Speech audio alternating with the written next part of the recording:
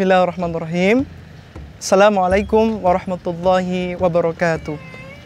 Pemirsa sekalian yang dirahmati oleh Allah, pada kesempatan yang berbahagia ini, saya ingin mengajak pemirsa sekalian untuk mengkaji salah satu hadis sahih yang diriwayatkan oleh Imam At-Tirmidzi yang membicarakan berkenaan dengan salah satu fase yang akan dilewati oleh masing-masing kita di padang mahsyar kelak, yakni terkait dengan perkara-perkara yang akan dimintai pertanggungjawaban di yaumul hisab kelak.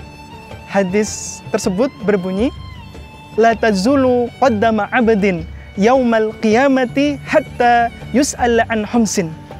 Dalam hadis tersebut Rasulullah SAW menegaskan bahwasanya tidak akan bergeser kedua telapak kaki kita di padang mahsyar kelak dari sisi Allah Subhanahu wa taala hatta yus'al an khamsin, sehingga kemudian kita akan ditanya tentang 5 perkara. 5 perkara tersebut, yang pertama yaitu wa an umrihi fima afnah, tentang nikmat umur ataupun nikmat waktu yang telah Allah karuniakan kepada kita. Fima afnah, untuk apa kita habiskan nikmat umur ataupun nikmat waktu dalam kehidupan kita. Berkenaan dengan masalah nikmat umur ini, Rasulullah SAW dalam hadis lain yang diriwayatkan pula oleh Imam At-Tirmidzi berbunyi, khairun nas man tala umruhu wa hasuna amaluhu. Kata Rasulullah, sebaik-baik dari diri kita adalah man tala umruhu, barang siapa di antara kita yang mendapatkan nikmat umur yang panjang, wa hasuna amaluhu, kemudian orang tersebut mampu untuk memanfaatkan nikmat umurnya tersebut dalam rangka beribadah kepada Allah. Wa syarrun nas pun demikian sebaliknya, pemirsa sekalian.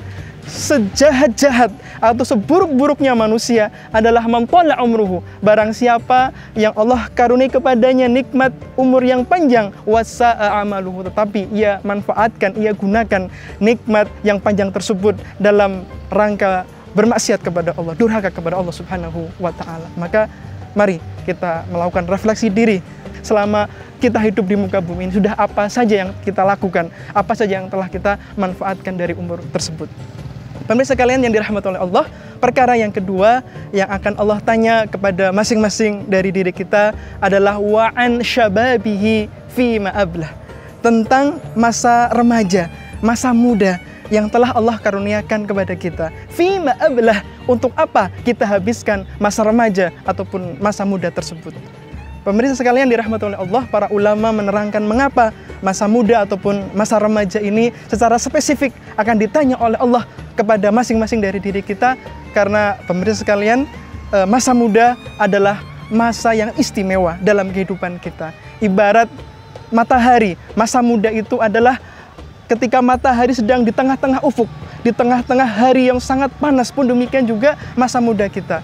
Ketika kita mampu memanfaatkan masa muda dengan baik, kita mampu menyalurkan bakat dan minat kita dengan baik, insya Allah masa depan kita akan baik pula. Pun demikian sebaliknya. Kemudian, pemirsa sekalian yang dirahmati Allah, perkara yang ketiga yang akan Allah tanya kepada masing-masing dari diri kita adalah wa'an malihi min aina iktasabah wa fima anfaqah, yakni tentang harta, tentang kekayaan yang kita miliki. Berkenaan dengan harta ini, pemirsa sekalian, Rasulullah menerangkan kita akan ditanya dari 2 pintu. Yang pertama, min aina iktasabah, dari mana kita mendapatkan harta tersebut, wa fima anfaqah, dan untuk apa kita belanjakan, kita gunakan harta yang kita miliki.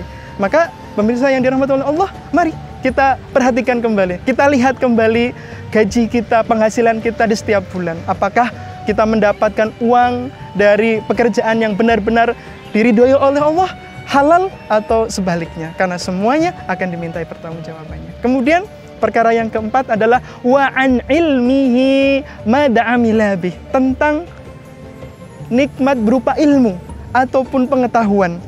Mada amila bih, untuk apa kita gunakan ilmu tersebut.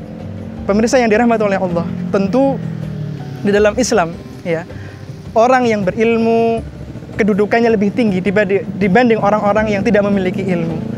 Dan kenapa kemudian Allah mengangkat derajat orang-orang yang berilmu dikarenakan semestinya orang yang berilmu itu dengan pengetahuannya menjadi tahu mana yang hak, mana yang batil, mana yang benar, mana yang salah, mana yang pantas dan mana yang tidak pantas. Sehingga dengan ilmu tersebut ia menjadi orang yang lebih baik lagi dan semakin dekat kepada Allah Subhanahu wa taala. Kemudian yang terakhir, pemirsa sekalian dirahmati oleh Allah, adalah wa an jismihi fima ablah, yakni tentang jasad, tentang anggota badan yang kita miliki. Untuk apa saja kita gunakan anggota badan tersebut. Pemirsa yang dirahmati oleh Allah, terkait dengan pertanggungjawaban atas anggota badan yang kita miliki ini senada dengan firman Allah yang terdapat dalam Quran surat Yasin ayat 65. Allah Subhanahu wa taala berfirman, "Al-yauma nakhtimu 'ala afwahihim wa tukallimuna aydihim wa tashhadu arjuluhum bima kanu yaksibun." Yang artinya pada hari itu, di saat yaumul hisab, hari perhitungan, nakhtimu al-afwahim, Allah menutup lisan ataupun mulut masing-masing dari kita. Kemudian wa tukallimuna aydihim, tangan kita berbicara di hadapan Allah. Selama saya hidup, tangan ini sudah saya gunakan untuk melakukan ini dan ini. Wa tashhadu arjuluhum, pun demikian juga dengan kaki kita. Kaki kita pun akan bersaksi di hadapan Allah, ya Allah, selama saya hidup, kaki ini sudah saya gunakan untuk melangkah ke tempat ini dan ini. Pun demikian juga dengan anggota badan kita yang lainnya. Mulut kita, mata kita, telinga kita, pikiran kita. Untuk apa saja kita gunakan selama kita hidup itu. Dan semuanya ada pertanggungjawabannya. Kurang lebihnya mohon maaf. Assalamualaikum warahmatullahi wabarakatuh.